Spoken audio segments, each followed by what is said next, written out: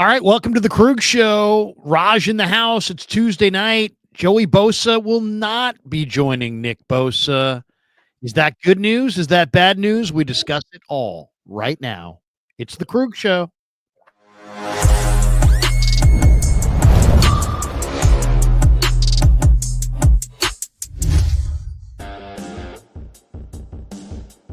All right, we get it rolling on a Tuesday night. The Krug Show back with you. Hope everybody's having a great day. It is March 11th, 9:16 on the West Coast, which means it is 12:17 a.m. back east, which means it's already Wednesday. So happy Wednesday to those of you back east. Happy Tuesday to those of you who are hanging west. The great Raj from RSF 49ers is in the house.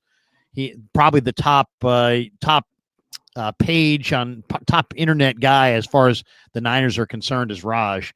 He's got hundreds of thousands of followers, and he's with us every Tuesday night. And Raj, let's just get right into it. Of course, we're brought to you by Pig and a Pickle, the best barbecue in all of Northern California. Check them out. They're in Emeryville. They're in Corte Madera. They're open 7 days a week from 11 a.m. till 8 p.m. or until they run out. Go say hi to Damon and Mary. Get some brisket chili. Tell them that Krug sent you.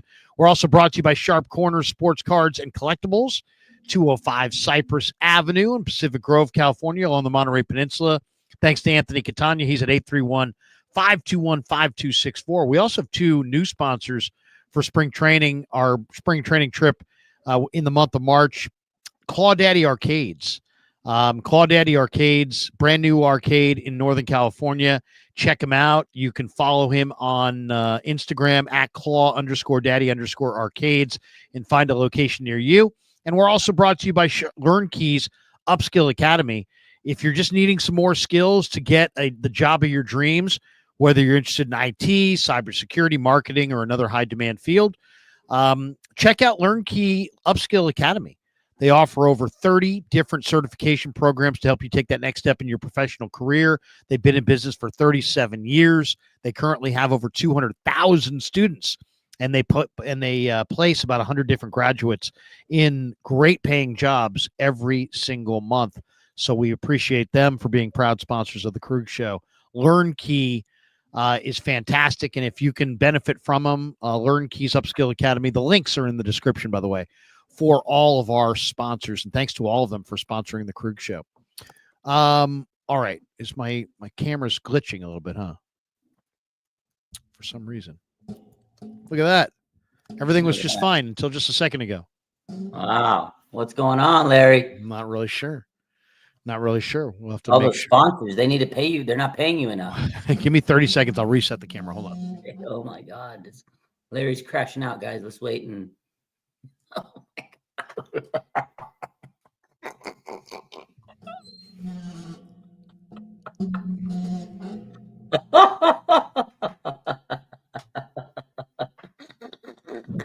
This is the 49ers offseason in a nutshell.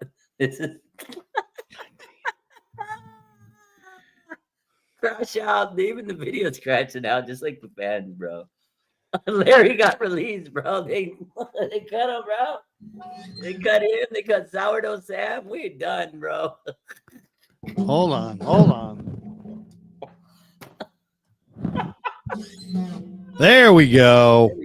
There we go. We're back. Hopefully this will work out. All right, let's just get right into it. Joey Bosa, when he was cut loose the other day, I came out and said, now some people are like, get him no matter what. I'm like, no, it's not a no matter what. Get him at your price or don't get him, right? That was what I was saying. I was like, you know what?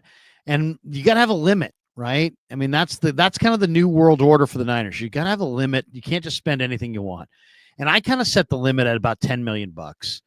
If you can get him for 10 million or less, then make it happen.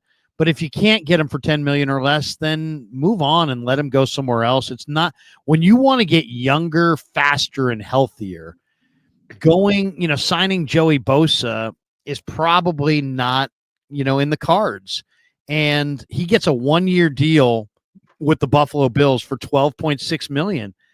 And that's more than I would be willing to go. So I'm not going to sit there and blame the 49ers for not landing Joey Bosa. when I said last week, hey, you know what? I'll go to $10 million a year for 1 year. But that's as high as I think the Niners ought to go. Buffalo beat that by almost $3 million. And then you factor in California tax, and they probably beat it by more than that. So $12.6 million. He's a Buffalo Bill. I got no problem with that. How do you feel about it, Raj? Yeah, I feel the same. Like, I get it. It would have been cool for the culture to have Nick Bosa and Joey Bosa. Like, that is really the main reason I think everybody's excited. Oh, Bosa brothers. Oh my God. The merchandise sales would have been cool. But Joey Bosa, let's not sit here and act like he hasn't missed 23 games in 3 years. The man has not played a full season in years. He's a great player, but he's not the edge rusher he was when he first came to the league. He's a good edge setter. Like, I'll say he could set the edge. He would be good in the run defense game. But to pay $10 million was a stretch. I think that was the limit. Like you said, $12.5 million. He's chasing a ring, and I don't blame him for it. He's at the twilight of his career. He's towards the tail end of his career.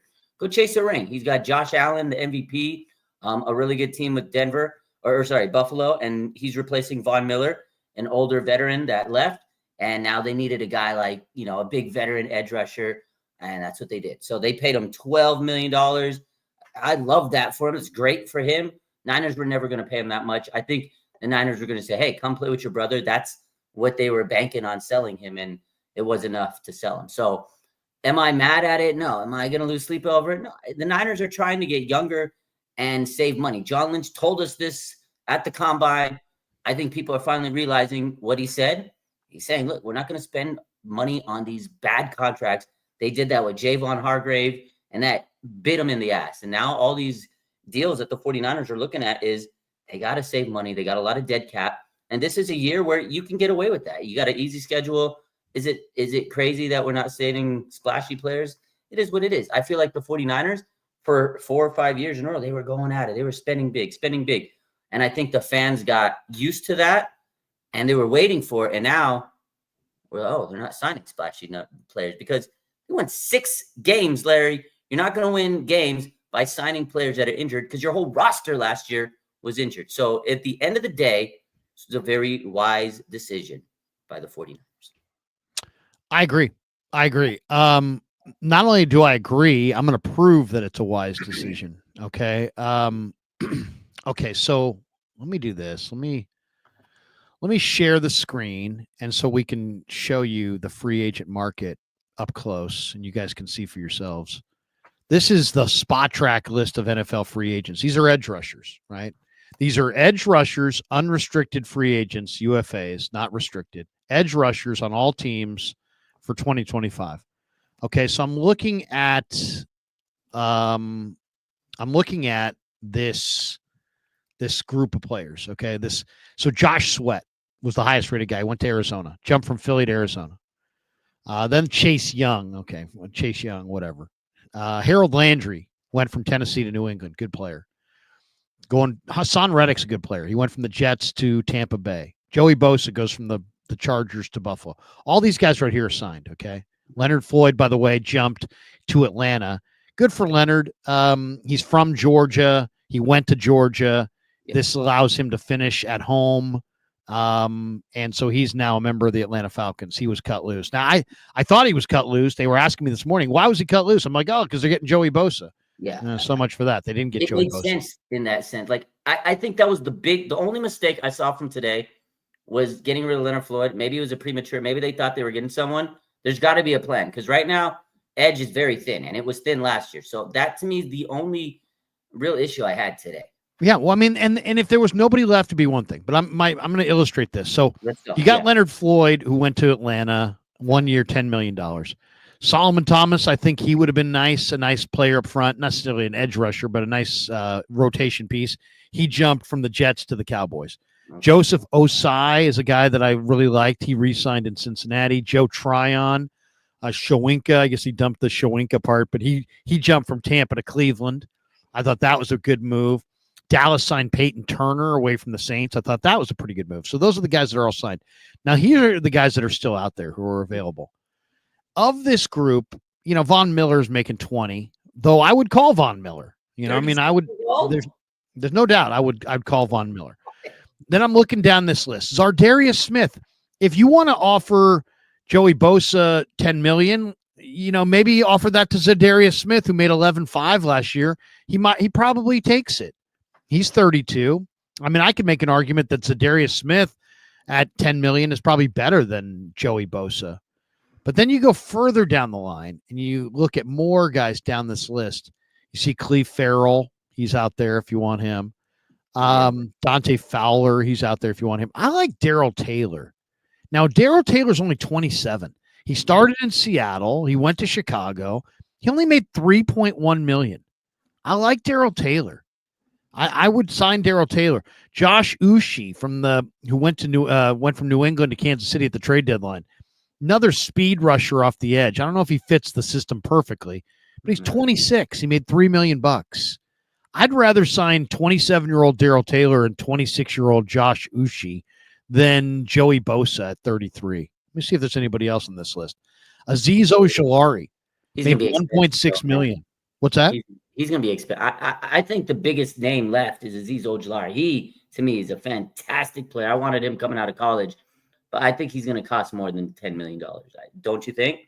Well, I mean, he made 1.6 this last year. You think he's going to make 10? He's on a rookie contract. That's why. Yeah, no, I know, but I mean, do you think he's going to jump to 10? I mean, absolutely. I think he's gettable. Let's just say that. I think he's gettable. Okay. So, Travis Gibson was in Seattle, the former Bear. He's kind of a big body defensive end that fits the Niners style. I could see him. I'm trying to think who else here is on this list that makes sense. I don't really see anybody. Jamin Davis could make sense, the former Jet. He's only 26. He was with Robert Saleh last year. James Houston was a pretty good player, was in Detroit, now is in Cleveland. So, I mean, there's a couple guys there. I would say my favorite probably would be Jamin Davis. I think he makes sense. Travis Gibson, I think, makes sense. Azeez Ojulari, as you said, is going to get paid, but I think he makes a lot of sense. He's younger. He's great. Yeah, he's Uche and Darrell Taylor. So, I mean, there's a half dozen guys out there that don't make big money. That they could, Charles Omenihu. You want to bring back Omenihu? I don't hate it. That wouldn't be bad. Preston Smith, former Packer, former Steeler now. He wouldn't be bad. Draymond Jones wouldn't be bad. I'm just saying it's not like you can't find. This may actually be a gift because let's just say they had $8 to $10 million to spend on Joey Bosa. You might be able to get two of these guys. And as you said, you're so thin that you probably would rather have. I'd probably rather have Darrell Taylor and Azeez Ojulari than Joey Bosa. Oh yeah. If I could make it happen. I don't know if the Niners can get it done, but I mean, I would gladly take, Azeez Ojulari and Darrell Taylor, or Josh Uche and Darrell Taylor, or Dante Fowler and Darrell Taylor, or something like that. I mean, they might want to. I think they might prefer to go 2 for 1. Yeah, you might. You're right, because again, you need depth. You got a great defensive line coach, right? You got best in the business, so whoever you bring over, you can make them better than they ever have been. Like, that's the thing. 49ers have turned a lot of defensive linemen into solid players that got contracts that were big after they left here. Right? Kerry Hyder had a resurgence, or he became relevant when he came to the Niners. Who's the other guy? He went to the Jaguars, got paid a lot. Arden Key.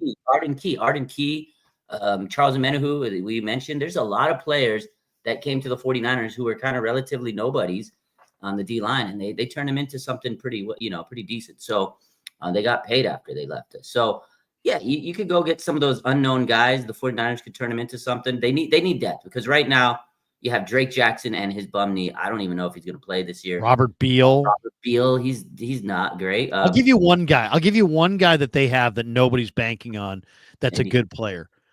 Teron Jackson, who they got at the end of the year, who was in Philly, played at Coastal Carolina. I did an interview with him. This guy's a player. He's a good pass rusher. He's better than some of the guys they got. He's going to make a name for himself this summer. Remember that name, Teron Jackson. Okay. Just throwing it out there. I will remember the name. Like the other interesting kind of noteworthy news of the day. I mean, there's a bunch of things we're going to get to, but this one's also kind of interesting. The 49ers appear to have some interest in reacquiring Raheem Mostert, who played with them from 2016 through 2021. He went on the NFL Network. This was according to Grant Cohn, who put this out on Sports Illustrated. He says, this is the quote from Mostert on the NFL Network. "I do got some juice left, obviously, but now it's all about trying to win. I got a taste of what it was like when I was with the Niners in 2019, getting to the Super Bowl and playing in that game and scoring as well. So once you get that, you definitely want to go back, and you want to pick a team that's suitable for that occasion." It's funny because other people think the Niners are not in their Super Bowl window now, but he says they are. He says, but also you want to get the opportunity to go out there and showcase you still got it. He says, it would definitely be a great 1-2 punch. I talked to CMC, one of my guys. We've chatted quite some time over the years, and honestly, the Niners have been in discussion. I could just say that we've heard from them and trying to work some stuff out, obviously, but you never know. You can go in one direction, then flip within an hour to another direction, but everything's on the table for me right now. What do you think about the idea? I mean, they want to get younger, faster, cheaper, and yet Raheem Mostert is only a year removed from 1,000-yard season. In 2023, he ran for 1,000 yards. He accounted for 21 total touchdowns. It was his second year. This last year, he went south and averaged 3.3 a carry, and he will be 33 at the start of the year. What do you think, Raj? Thumbs up or thumbs down on reuniting with Raheem Mostert, and it feels so good? Yeah, he's a cool player. He was great with the Niners in 2019, Larry. It's 2025. You want to talk about washed up Raheem Mostert? I mean, I get it. He's probably had talks with them because the 49ers always keep in contact with former players because maybe down the line they can bring him in and he could be that depth piece or practice squad guy or somebody that they sign later in the season if they have injuries. The 49ers have a lot of running back injuries. They've done it with Matt Breida. They brought him back, right? And they had him on the roster for a little bit. They've done this many times. I don't think it's anything more than that. Just Kyle Shanahan checking in and doing due diligence. And like he said, I think he wants the chance to go and actually play somewhere. If he's on the 49ers, he's going to be on the bottom of the depth chart. That's not what he's going to want. Cool guy. It's a cool story. But a lot of the reports that have been out there, I feel like we're just getting gaslit, like if you look at all the people, these reporters and insiders say the 49ers keep an eye on, none of them signed with the Niners. Joey Bosa, Jonathan Allen. They said, Ashton Davis, DJ Reed, all these players were linked to the 49ers. Niners didn't go after anybody. So it's stories. It's the offseason. There's a lot of smoke. People that need, to write their articles and stuff. And it's cool. Like, it's cool to speculate. But I ultimately don't think he'd come to Niners. And I wouldn't want him on the Niners. The Niners want to get younger.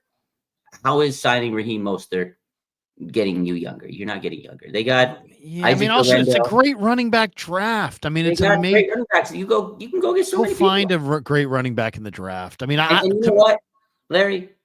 Raheem Mostert was undrafted. Do you know how many 49er running backs have been found undrafted? Jordan Mason, Matt Breida, the list goes on and on. Jeff Wilson.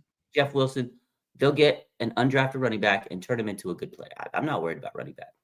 This is a great running back draft. I mean, there's a guy named Taj Brooks who runs for Texas Tech, who's about 5'9", 230, but he just has such a great style of running, and he keeps those legs moving, got great contact balance. I love this player. He's probably going to be in the 5th round, maybe 6th, maybe 7th. Taj Brooks, remember that name.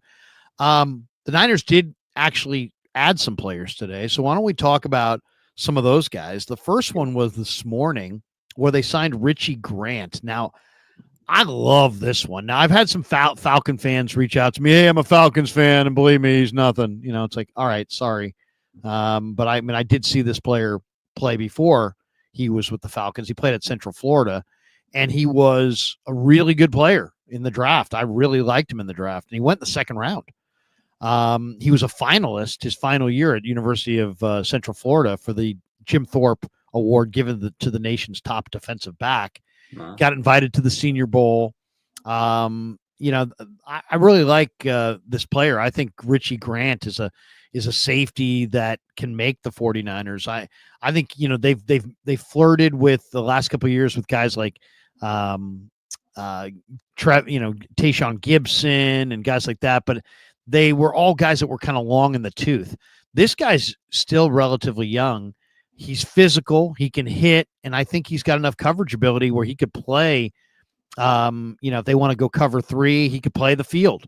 You could have Mustafa play in the box. I think that's why they had to move on from Hufanga. I just don't think that Hufanga blended with Mustafa. I think they're both best at strong safety, where I like Richie Grant as a free safety. I like him as a cover guy. He can still hit, but he can cover. So I think this is maybe the best pickup they've had so far, Richie Grant. What's your takeaway on Grant? I know you probably put some stuff out on him today. Yeah. No, I mean, at the end of the day, I see him more as a special teamer, but yeah, maybe he could come in and compete. The thing is, they needed another safety. They needed depth. I mean, last year, as you mentioned, they went out and they were looking at safeties. They had a market full of them, but they ultimately didn't make a move because they were on the fence of when Hufanga's coming back, and now they don't have to worry about that. He's gone, so they realized, I get some depth. But I still think that the 49ers are going to try to make it Jair Brown and Malik Mustafa. Jair Brown needs to get better. So maybe the DBs, because they signed another one today, are going to be able to compete and push him a little bit. And maybe Jair Brown saw these signings today. It's like, okay, I gotta kind of push myself so I don't get passed up from the guys they signed today. But Richie Grant, to me, more of a special teamer. He's a big time special team guy.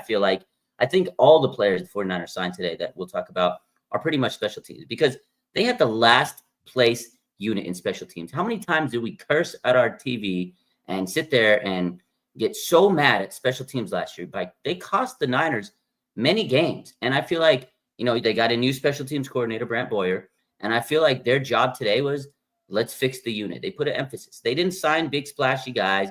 They didn't sign players that are going to be breaking the bank because your special teams players are usually the more cheaper players. That's what they did today. They went out and signed a bunch of special teams guys. And I think it was a good move because literally they needed to fix the special team. So today was an emphasis on that. And I think that Grant is a guy that's going to come in and have a huge role on special teams. If I remember correctly, let me take a look at something. See, I like him more than that. I think like George Odom is a special teamer. I think this guy's more than a special teamer. George Odom's older, and he's been a great special teamer. You got to get here. I think Richie Grant's the replacement for George Odom if they get rid of him. That's my take on it. I think Richie might be better than that. I think Richie's a better cover guy than that. We'll find out this summer. The other guy, though, is definitely a special teamer, and that's Luke Gifford. He signed a 1-year contract, according to Tom Pelissero. This guy missed some time in 2015 and 2017 due to injury, and he's a little narrow. He gets banged around, but he's a really highly graded out special team player. Yeah. Brant Boyer is the new special teams coach, and this guy Gifford grew up in Lincoln, Nebraska. He was a dual threat quarterback and defensive back. He went to Southeast High School. Then he went to Nebraska, and he was a good player for Nebraska. And was honorable All Big Ten with 62 tackles his final year there, and was the team captain.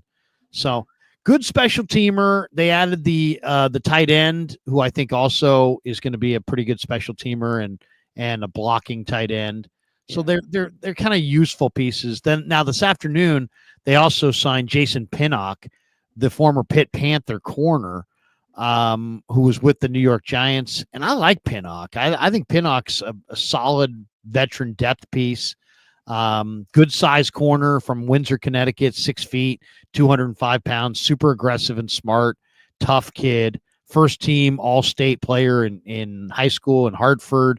And then went to Pittsburgh and was a really good player at Pittsburgh. He doesn't run a crazy 40 time, but he's strong. He knows how to play. He's a physical specimen. He's got size. He's got length. He's got good athleticism, good man-to-man cover skills. I think this is a solid backup corner. I really do. But I mean, to me, this is a better version of what they've had the last couple of years with guys like Isaac Yiadom, and I think Pinnock's a little bit younger, a little bit better player all around. He's 27 years old or 25 years old. Yeah, he's young. He had 5 forced fumbles. He's pretty good. The Niners didn't cause any turnovers. I'm not going to say this guy's going to start, but he could be in there, thrown in around, a few plays here and there, and he's got a knack for the ball. Also, another guy that could maybe be on special teams. But going back to Richie Grant, this is what I was going to say. Last year, he had 346 special team snaps. So that's why I see him maybe more in that special teams mix. But honestly, all the guys they signed today are good depth because they've lost a lot of players in depth. You're losing Yiadom. You're losing Rocky Sin, most likely. You're replacing those depth guys because you're going to rely on your younger players, your new core, Malik Mustafa, Ronaldo Green. If anything happens to them, you need a guy that could step in. And absolutely, the guys they had today, they're veterans in the league. They can step in if needed. So I feel like that's what today was. Special teams, solid depth. You need 53 players on a roster, and that's what the 49ers did today. Were they splashy? No, but they were solid. I don't really have a problem with what the Niners have done. I've stated out to you and to others that I wanted them to re-sign Greenlaw. Okay. But I also said I want Greenlaw at a 1-year deal for more like, $8 to $10 million. He got a multi-year deal for like between 11 and $12 million. Yeah. So, I mean, he priced himself out. And to me, with the linebacker depth in this draft being so spectacular, I think the 49ers can rebuild. In fact, that would be one of the things. If you said, what are my goals for this draft? One of them is I really believe that you can rebuild this entire linebacking core on day 3 of the draft. I think there's that many good day 3 linebackers. Carson Bruner, Eugene Asante, Chandler Martin, Nick Martin, Teddy Buchanan from Cal.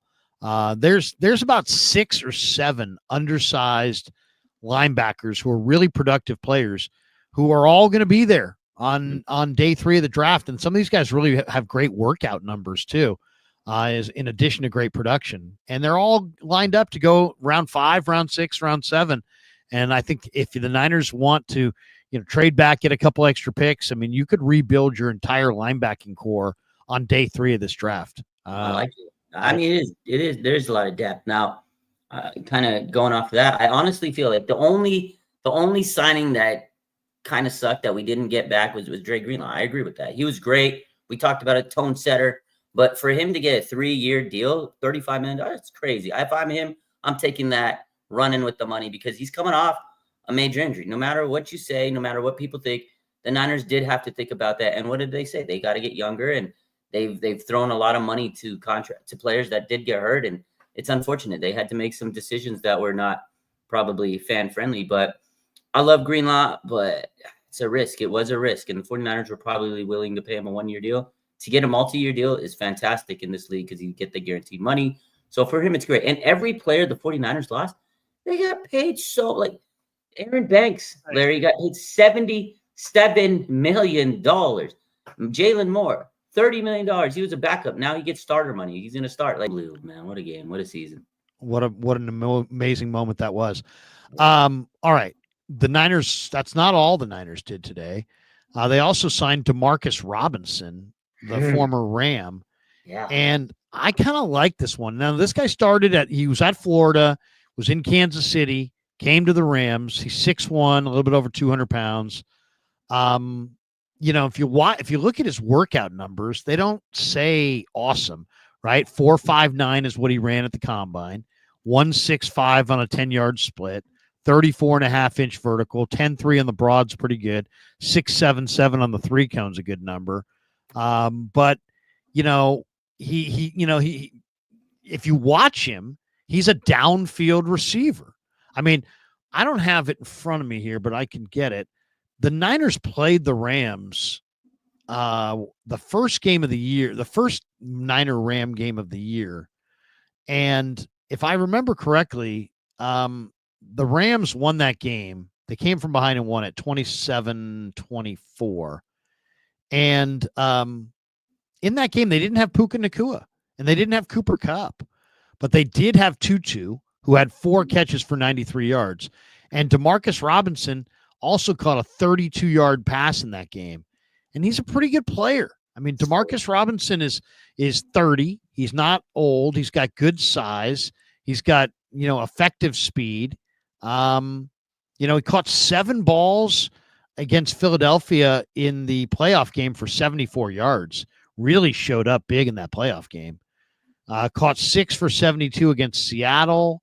Caught 9 for 94 in an overtime game against Seattle earlier in the year.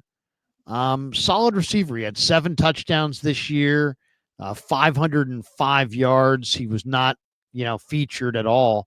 But Demarcus Robinson's a quality NFL receiver that has some speed. I kind of like this one. I think this is a guy who could really help this wide receiver core. Yeah, he's under the radar type guy, 10 years in the league, so a little older, but he's a veteran. You needed a veteran. You got Brandon Aiyuk, who's going to be on the mend for a couple, who knows when he's coming back. So you needed a guy that can at least come in and help the team out a little bit. But the only downside to this guy is he's got a DUI. I don't know if he's going to serve any game suspension. The word is he might be suspended for a few games. We'll see how that gets taken care of. I don't know. That is an issue. You are going to miss some games, so I don't know how that's going to play out. But 505 yards, 7 touchdowns while being the third options on the Rams. I mean, there's days where he was, big target because Puka was out and Kupp was out. But solid guy. I think he's, not bad. I like this because you're going to put an emphasis on Ricky Pearsall. You're putting an emphasis on Jacob Cowing. These guys need to step up. And Juwan Jennings, we saw him last year. It was pretty much the wide receiver one for the 49ers. So was this a big-time splash signing? No, they needed a veteran. Mike Conley hasn't been re-signed, so maybe this guy can take that Mike Conley role in the roster. We'll see. They needed a veteran. They got one. I thought it was a solid move. It might be a low-key decent move, but he had some big catches last year. There's like a play where against the Eagles, he fought for the ball, mossed the ball. He had this crazy route against the Seahawks where he just slipped by the receiver or the cornerback. Nice little route. So he had some nice plays. He's a good guy. He knows the NFC West. But tell him to stay away from the sauce, Larry. That's all I got to say about it. Overall, what would you say to Niner fans who are like, you know what, the season's lost. Look at our roster. We have the worst roster of any team in the division. We're putting it all on the draft. We don't draft that well. The Niners are going to go through some lean years. Do you see that, or how do you put this? I mean, on one hand, I don't want to be like, oh my God, the sky's falling, because the draft is so deep. The other thing I thought was interesting, Raj, is that I saw a Todd McShay on his podcast talked about how because of the NIL money in college and because of COVID, he really believes that the smart executives out there will try to pile up picks in this draft and in the next draft, because he's of the belief that you'll be able to get starting caliber players in this draft and in next year's draft in the 4th and 5th round, because he says there's a clog of players because of COVID and because of NIL money, guys sticking around college longer because they're getting paid. And he thinks the next 2 drafts, and the Niners, by the way, today it was announced they have 4 compensatory picks in this draft, and they've already maxed out their compensatory allotment for next year's draft. So they're maxed out as far as comp picks this year, next year. I wonder if that's just luck, or I wonder if that's by design. What do you think? It's probably by design. The Niners know the rules. They know how to get comp picks. I think we talked about this several weeks ago about like the minority coaches. They know, how the comp situation works. They let a lot of players walk. They got paid big time money. Again, you had players like Jalen Moore and Aaron Banks get crazy contracts, and that definitely will go into the comp pick strategy. And the 49ers, they, like you said, they maxed out this year. They maxed out next year. I think definitely the 49ers know that. And they knew that going into these next few years. They have a lot of money, a lot of dead cap. And Lynch said, we got to change our ways. We got to get younger. And I think that definitely means through the draft. They got to hit the draft well. Last year, they drafted great. Everybody trashed the Niners for drafting. I mean, I've been critical of myself, but if you really think about it, the 49ers last year's draft class was amazing. So if they can repeat what they did last year, we're good. And they're, again, building homegrown talent. That's what you got to do, because the 49ers, look at the players that they still have left. You still have Bosa, Fred Warner, George Kittle, Diamond Lenore. Those are homegrown players. Malik Mustafa, Renardo Green, players you drafted, Dominic Pooney. Those are built through the draft. And I think the Niners, they're trying to get back to that, philosophy. There was years where they just spent money, and now they know they can hit in the mid-round picks. They're so good at mid-round. Like, yes, there were times where they missed on a lot of draft picks, mid-round, early round, whatever. You're not going to hit on every draft pick. But I feel like the 49ers feel like they got a better read on these players coming out. Their scouting has gotten better. And last year, the criticism was, oh my God, you don't have Adam Peters. And this was probably their best draft class with the Lynch and Shanahan era, arguably. And they didn't have Adam Peters. So maybe they found a groove. And I think getting these draft picks is going to help this team because you don't have a lot of money to spend. As we've seen, they're not making splash moves. So now they absolutely have to dominate the draft in the next 2 years. And that's the key. It's either you hit the draft or you don't, and you're going to be paying for it. So critical season. And again, in a year where you have an easy schedule, this is the year to kind of take those changes, take those risks, retool a little bit, but you still have a very solid core of players. And for the people that are saying the 49ers are in the last play or the worst team in the NFC West, have you seen what the Seattle Seahawks have done? You got rid of Tyler Lockett. You got Sam Darnold as your starting quarterback, and DK Metcalf was traded to be the cash. He's going to be with George Pickens. Pickens and Metcalf are going to crash out all over the league. But the Seattle Seahawks, the point is, they have not done a good job in my eyes. So we'll see. Time will tell, Larry. If you type in to Twitter, Brandon Aiyuk, it comes up Brandon Aiyuk to Cleveland, Brandon Aiyuk Browns. Oh yeah, I saw that. A lot of so do you what's your thought on this? I mean, I'm convinced, man. I mean, you can't I mean, I don't want to argue about it or anything, and it's not worth arguing about it, but I am convinced that John Lynch told us that he's going to trade Brandon Aiyuk. And it's just a matter of, can they make a deal that is fair enough? That one, is there a team out there that likes Aiyuk enough? Two, is there a team out there that likes that can offer enough that the Niners feel like they can move on? But it definitely feels to me like they have told us they're moving on from Aiyuk for draft choices. And I could see a team like Cleveland, who's had a hard time getting wide receivers, and they've traded for hurt receivers before because they have a hard time acquiring them. They tried to acquire Aiyuk last year. What do you think of Aiyuk to the Browns? There's a lot of talk about, I've heard Aiyuk to the Browns for Greg Newsome and a 3rd-round pick. I've heard Aiyuk to the Browns for Greg Newsome and a couple picks on day 3. I'm convinced that John Lynch has told us already that Aiyuk is gone. I don't believe he's coming back. But otherwise, if he was coming back, why wouldn't you just say, you know what? We love our guy. He ain't going anywhere. Instead, he didn't say any of that, and he talked about all these other things. I think he's traded. I'm not sure where, but Cleveland makes sense to me. What do you think? Yeah, Cleveland's a franchise that would trade for a player that has a torn ACL, MCL, meniscus type injury. Cleveland's that franchise. They're historically a poverty franchise, so it makes sense. A week ago, I said, yeah, I think Brandon Aiyuk's going out. But and I know John Lynch said, hey, man, we're not going to sit here and play games. We are looking into considering it. You know, he didn't like the contract. I feel like the Brandon Aiyuk contract is one of the reasons they're in this situation there. It's not the only contract. There was several of them, but it was a bad contract. We all know the story. Kyle Shanahan at the last second saved the day for Brandon Aiyuk. He had a heart-to-heart with them, and he changed his mind, and he told them not to trade him. They were going to trade him. So I feel like the 49ers want to trade him. I feel like the reason they didn't come out and say, we love him, we want to keep him, is they're going to be honest. They tell us everything, you know, whether we want to believe it or not. They wanted to trade him, and they're telling the teams, like, hey, look, we're taking offers. If you can give us an offer, that's good. We'll take it. But at the same time, Larry, the money for trading him is crazy. Like, the dead cap hit just doesn't make sense. They signed him last year. It's going to be hard to move him. I think the 49ers do want to get something, because this year is going to be a wash for him. Who knows when he's coming back? When he does come back, he's going to need some time to get the rust off. It's going to be like Dre Greenlaw last year. He came in, he played a game or two, and he didn't get much out of him. I feel like that's going to happen for Brandon Aiyuk this year. You're not going to get much out of him. So if you can get something for him, it would be great. But the dead cap hit of trading Aiyuk, I feel like is going to really hurt them. So isn't it only $7 million this year?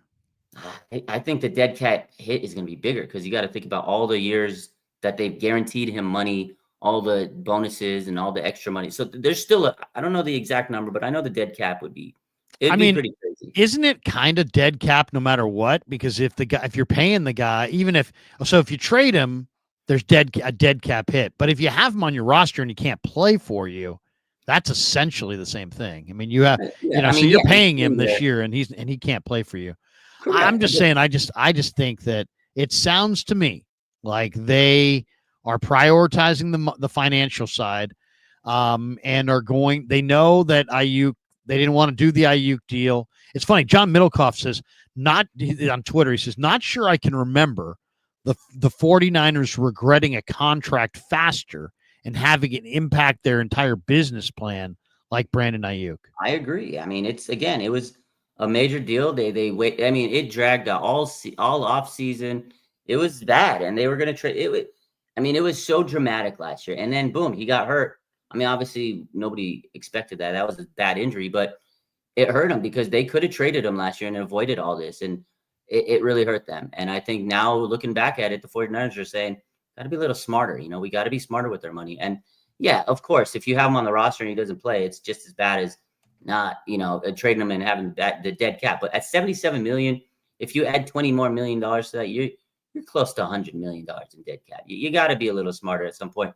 I know it's going to be a wash this season. And I think that's what the point is, like you're saying, if they can get something for him, they will trade him. But how many teams are willing to trade for a player with a cooked knee, and who knows how he's going to be when he comes back? So they'd have to take a whole lot less. They would have to take a whole lot less. You're going to get like a very late round pick. That's why the rumor, Greg Newsome and the third round, this makes no sense to me. I think the 49ers ultimately, when it's all said and done, they won't get an offer, and they're going to have to keep him and eat his contract. I think that's what it is. That's my prediction.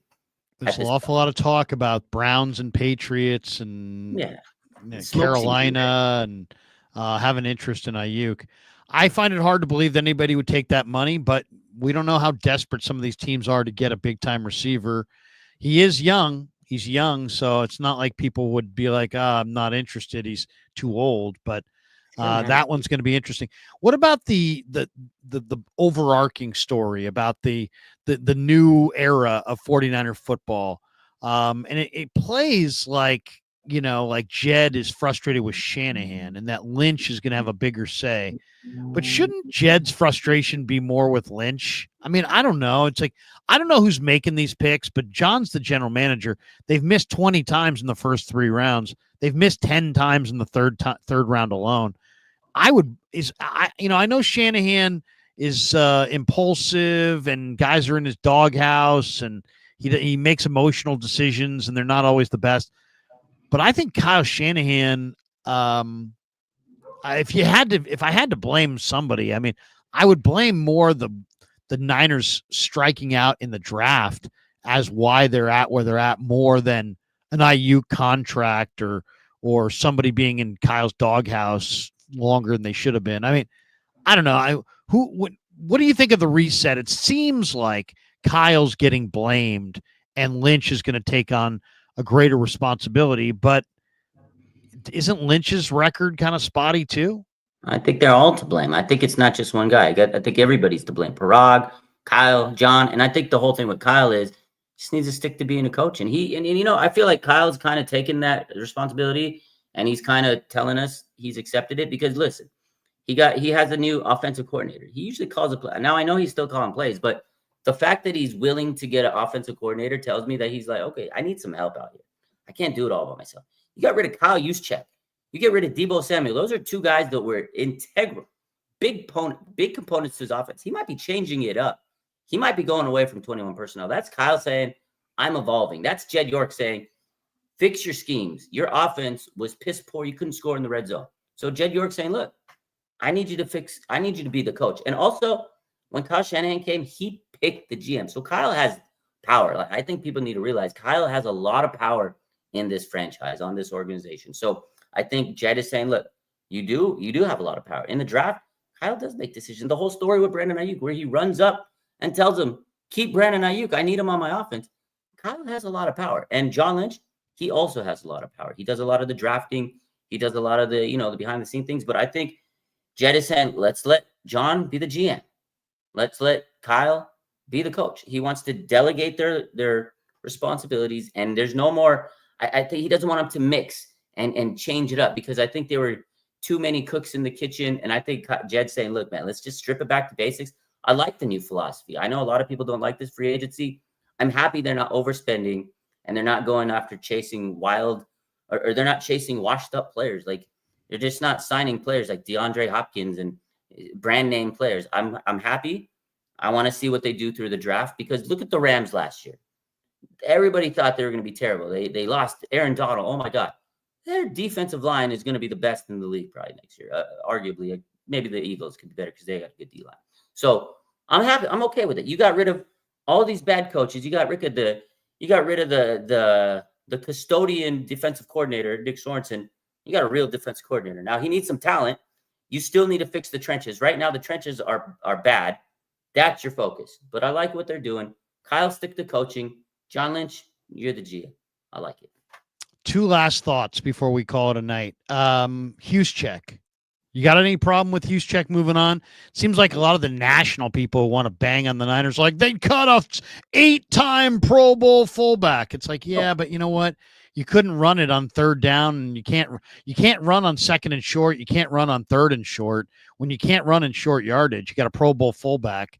To me, it's like, well, why? Why? I kind of think that fullback is now at a point where just use a bunch of guys. Like, what do you do with your fullback? You use him as a blocker. Well, is a fullback a better blocker than an O lineman? No, an O lineman's generally a better blocker. So I'll use an O lineman or a D lineman as a blocker. And then it's like, am I going to use, what else do you do with your fullback? Well, occasionally we throw it to him. Okay, well, Guarendo's a way better receiver with way better speed. I'd rather throw it to Guarendo. So I think going forward, not only would I'm glad that Juice is gone, but I'm also a believer that fullback from this point forward should be like 3 guys, and none of them should be an actual fullback. They should be backup offensive linemen, backup defensive linemen, backup tight ends, backup linebacker. I mean, give me athletes. Give me compartmentalize that thing, break it down, take a little bit of the receiving, give it to Guarendo, take a little bit of the blocking, find a blocker. I'm okay with Juice moving on. And in fact, I think it's one of their better moves. What do you think? I'm happy with it. Listen, Kyle Juszczyk is a 9-time Pro Bowler, Larry. Do you know how many fullbacks are in this league? You could probably say 4, maybe. Who uses a fullback? This is not 1986. Tom Rathman is not walking through that door. It's not the 1980s. You don't use a fullback. It is what it is. Do I like Juice as a player? Yeah, he was a cool player. He was a captain. He was part of the first free agency class with Shanahan and Lynch. So, yes, there's some nostalgia there. Oh, cool. Him and Kittle were best friends. They were part of the Cabo clique. Him and his wife and George's wives were best friends. And not my best friend. And so it doesn't hurt me. And really, the last few years, he didn't use Kyle Juszczyk. Kyle Juszczyk didn't know the rules in overtime. I'm okay with it. Last year, they asked him to take a pay cut, Larry, and he got upset. He was on every media site. You probably interviewed him. There might be a video where you interviewed him, and he cried about, oh, my God, I'm taking a pay cut. Still made a lot of money. So the 49ers probably say, hey, look, we want to ask you to take a pay cut, restructure your contract, just like they did with Armstead last year. He probably said no. They said, you know what? We'll do you one better. We'll release you. You can go find a team and sign for a lot of money somewhere. That's fine. We didn't use him. If you need a fullback to block, that just tells me you're not drafting well enough at the lineman position, at the offensive lineman, or you're not taking your offensive line as a priority. At the end of the day, the 49ers need to actually get offensive linemen. Like they overlook that position every year. You have a tight end and a fullback pretending to be an offensive lineman. No more gimmicks. Stop it. I'm happy that they got rid of him. Do I like the player? Yes, but I'm happy with it. Who's your QB2? Do you like the idea of Jameis Winston? Love it. Some people are saying, hey, why not go back to Trey Lance? He's only 24. Stop it. I'm just saying. No. People, I've gotten 49ers and NFL News 24/7 says, hey, man, Trey Lance. How about Trey Lance? No. I wouldn't go back to Trey Lance because I don't think Trey Lance is it. But Jameis Winston is an interesting idea. He's got stature. He's got athleticism. He's in his physical prime. He knows how to play. He's learning. I mean, here's the bottom line. You come into the league and you got to learn how to play. And then you got to learn how to play before you get beat up. And then most guys get beat up before they learn how to play.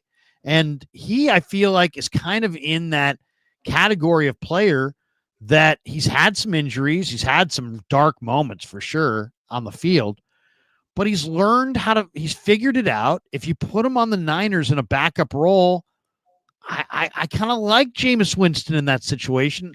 I think, I'd be happy with maybe a Jameis Winston and maybe either like a Brady Cook or a Riley Leonard in the draft, or maybe not. Maybe just Jameis Winston, Tanner Mordecai, and Brock Purdy.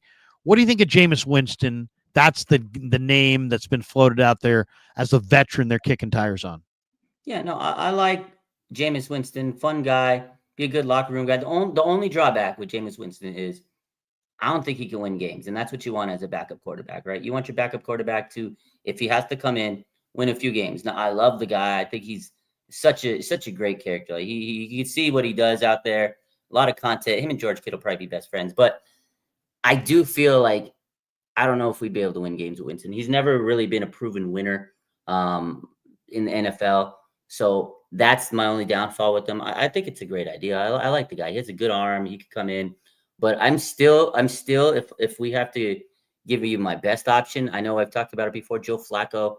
I really like that move. I still think Mac Jones might be a better option because Kyle really liked Mac coming out of the draft. I think he could come in and be a solid game manager for the 49ers and win some games. Tanner Mordecai is probably still going to be your QB3, so I like that move. But if it really did Mac Jones get a new home yet? No, he's still a free agent. He's still a free agent. Zach Wilson went to Miami. You saw that? Yeah. Oh, Zach Wilson to Miami. Can you believe it? That's going to be crazy. He's going to go crazy out there. Yeah. Well, he has a girlfriend though, so. Last one, the draft. Has your thoughts on the draft changed at all? Seeing that they've kind of they struck out. I mean, they didn't get anybody major. They got a couple guys here or there, but they didn't get Joey Bosa. Do you look at 11 now and say, you know what? It's got to be a D lineman because they didn't get Bosa and they cut Leonard Floyd. They've depleted their defensive line. Or do you look at it as, you know what, this is now much more of a trade back situation because they have 12 picks, but they're going to have to fill a lot of their needs in the draft, and we can't expect them to hit on every single pick. Maybe you add a few more picks and you hit on 70, 80% of them, and maybe that's their ticket to success this year. Has the draft plan changed, or is it clarified itself because of the way free agency has gone for them? I think it definitely clarified itself. If you look at this team, that defensive line depth is paper thin. I think first pick has to be defensive lineman. Second pick, you got to go O-line. You need to go first two picks, you got to hit it. Interior D-line or edge and offensive. You need to go trenches, man. Stack the trenches because right now, trenches are weak. And if you want to build a team to win and go far, you got to build the trenches. So to me, best available defensive lineman, best available offensive lineman, your first two picks. Your third pick, D-line, O-line. O-line, D-line, first three picks. That's what you got to do. Like, I know they can benefit. Who would you like to have at 11? I mean, do you have a thought? If Mason Graham's at 11, I think he'll be there. Yeah. Might be the guy. Mason Graham might be the guy. Or the cat from Mississippi, what's his name? Walter Nolan. Walter Nolan, yeah. If Walter Nolan's there, that one of those two guys would be fantastic. I mean, obviously, if there's a tackle like Will Campbell, Membu, I'd maybe take that, or the dude from Missouri, what's his name? Membu. Yeah, Membu. Those are all solid. I'd be happy with any one of those four picks. To me, they got to get a great player. Yeah. Whoever's going to be a great player. I'd be fine with Malachi Starks or Jedi Barron, who are, Starks a great safety. Barron's a great corner. I'd be okay with that as long as, they came back in the next couple rounds. I think Olufemi Oladejo, I could see being their pick in round 2. They do have, a lot of, I don't know if Niner fans realize this, but the Niners have 3 picks, I believe, in the 7th, 2 picks in the 3rd, 2 picks in the 4th. Yeah. So they do have, 4 picks there in the 3rd and 4th round. You could move around and add a few more picks too. I would trade back from 11 and see if I could get Walter Nolan at 15 or 16 and get some extra picks and start my draft that way. Okay. That's the way I would play it. Let's hit some supers and then we'll bolt for the door. We got Lou Sassol says, "Hey, here's a single." Thank you, Lou. Thank you. Miles May said, "Hey, here's 2. You think you think he was good? I'm better. I'm twice as good." Mark Graves is in the house. What's up, Mark? Good to see you the other day in Arizona. We saw Mark in Peoria for Giants Padres. Sat with them for a few innings. Mark says 49ers have become the Giants, losing free agents to other teams. Them's fighting words, Mark. I don't know if we can say the Niners become the Giants. That's bad. We're not losing any free agents. We weren't going to get them. I mean, who out of the free I've wanted Greenlaw back, but not at that dollar figure. I wanted Joey Bosa, but not at that dollar figure. I don't have a problem with any of the moves made thus far by the belt tightening 49ers, and I kind of like some of the additions. So I'm the wrong guy to bitch and complain. Plus, I don't bitch and complain on March 11th. If it's May 11th and they had a terrible draft, I'll be bitching. Yeah. Give me some time. Good call. Miles May, we got that. First off, love you, Larry. Second, Jed's a douche nozzle, and the Niners have thrown the season. Okay. There you go. Douche nozzle. Miles May, don't get cheated. Frank Tom Ocean, legend. Raj, what's up, Raj? LK, I think the organization ran this overhaul by all the vets on the team, or do you think?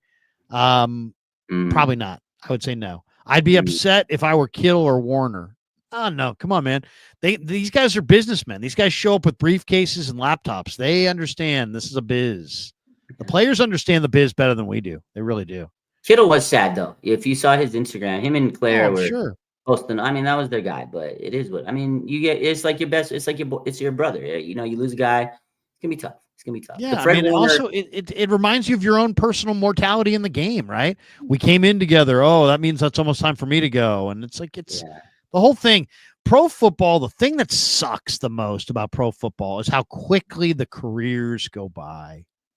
It sucks for the players because they can't get leverage to get a better deal from the owners because they have to sacrifice their career to do so. Nobody wants to do that. But it also sucks because we don't get to enjoy these guys as much as we want. I thought we were going to get years and years and years of Willis and Bowman.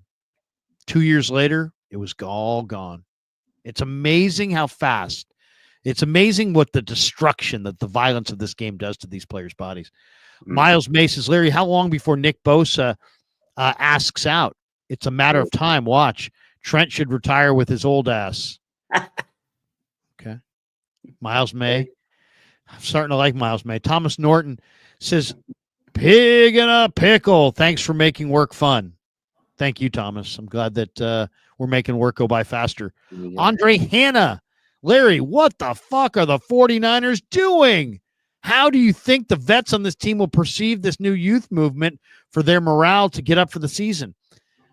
I really believe that the difference between the players that are departing and the players that will be coming in is not that significant. And I think the 49ers are going to be better than you think. And I think the veterans on the team are more open-minded because they understand how quickly it ends for a lot of these players. I'm sure there's probably some guys who are a little frustrated, but it's not like, oh man, yesterday they had an awesome shot to win the Super Bowl and today they have no shot.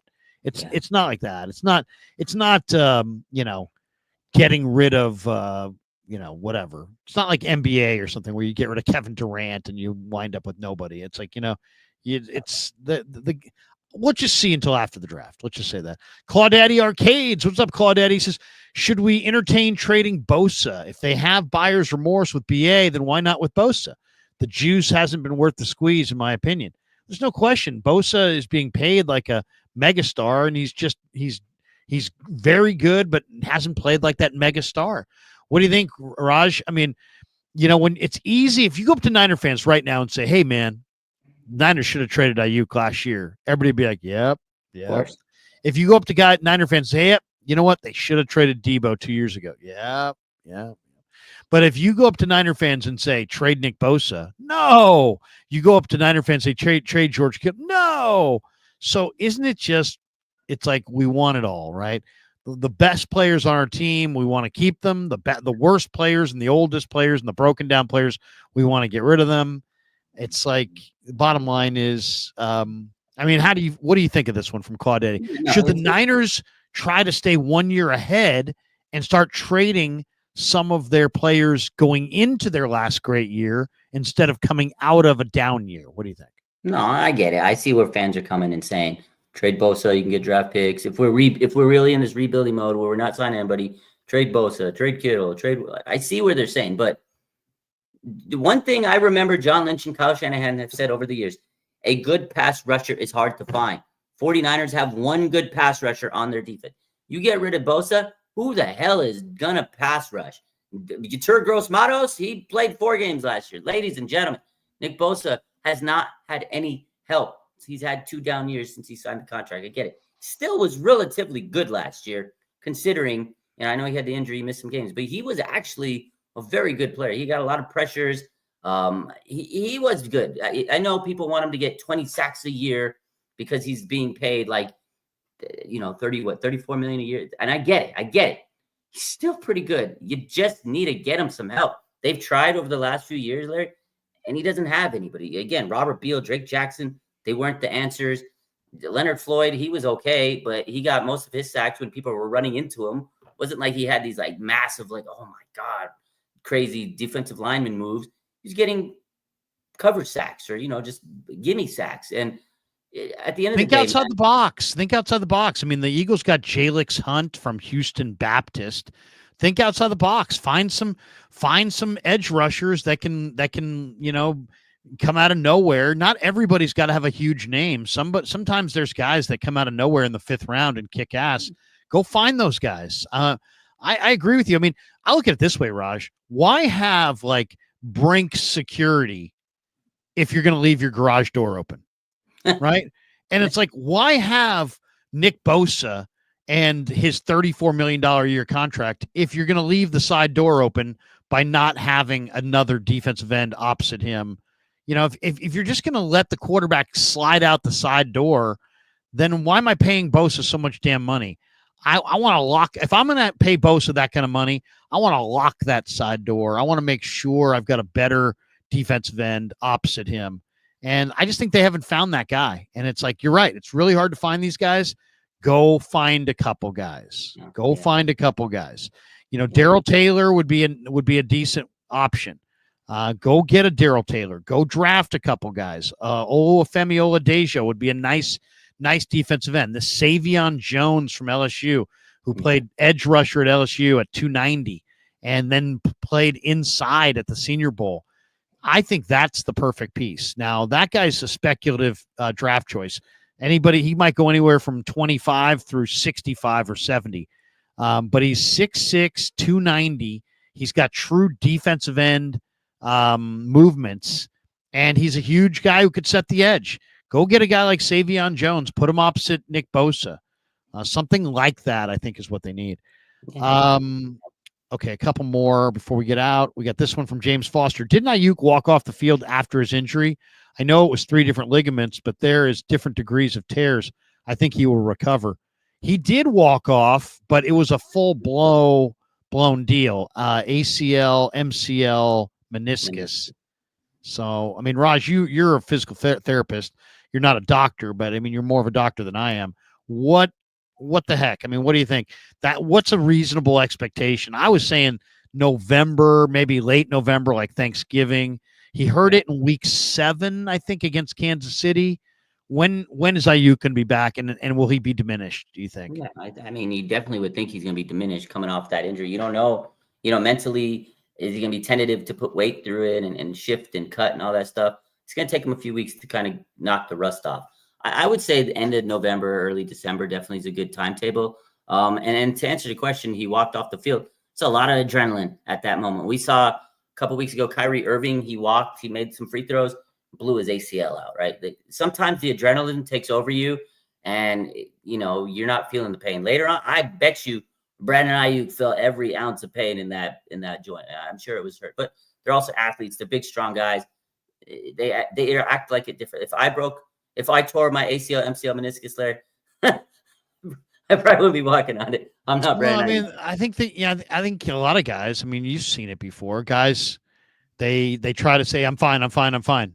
Yeah. And then they try to walk it off, and then they realize, "Oh shit, I'm not fine. I'm not fine." But realistically, yeah, I think towards the end of the season, towards like the later part of the season, I would expect it. But again, you just never know how the knee is going to respond to coming back and taking all that pressure and weight bearing and cutting and everything. It's a very stressful amount of pressure that you're going to put on that knee, and trusting it is going to be very difficult for Brandon Aiyuk. But Claudaddy Arcade says, if Bosa was traded, what would be our compensation and who would fill the spot or maybe upgrade in the draft?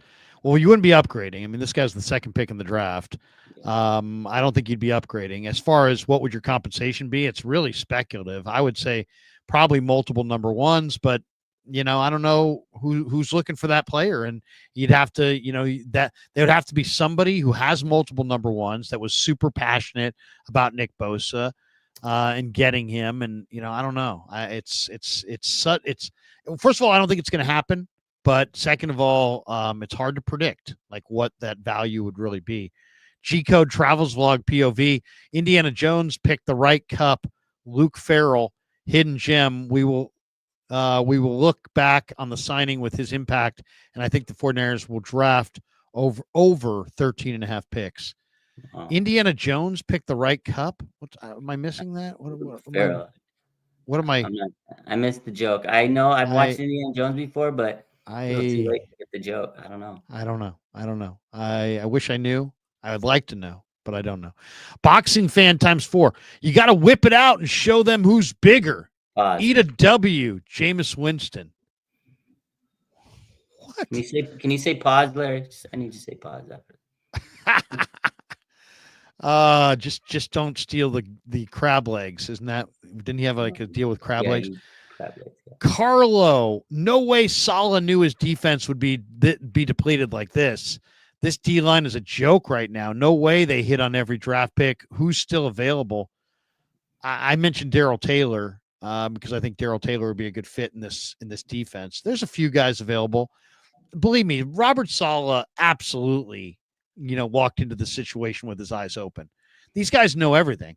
He understands the Niners cap. He understands where they're at with Brock Purdy. He understood, believe me, I guarantee you he had these conversations with John Lynch about how this roster was going to be depleted and turned over and so on and so forth before he finalized coming here. Absolutely. There's no doubt in my mind.